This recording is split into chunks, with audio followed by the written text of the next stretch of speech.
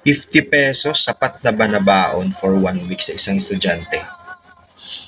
Siguro kung nasa tapat ng bahay mo ang paaralan at lalakarin lang, tapos siyempre may pambaon ka ng pananghalian, nagbaon ka, and kain ka lang pastil araw-araw. Yun kung tagsa ₱10 yung pastil. Pero kung mamamasahe ka pa, pinaglolo ko lang talaga tayo nila ba? Noon tanggap ko pa yung ₱500 na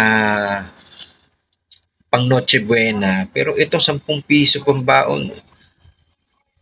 Parang mahirap mag-move on ito eh. Mahirap makatulog kung iisipin mo to eh.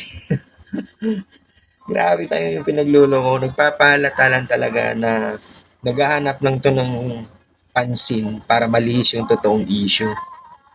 Grabe talaga itong gobyerno na to. Ganun pa rin, dami pa rin kumakampi. Ewan ko talaga sa tao.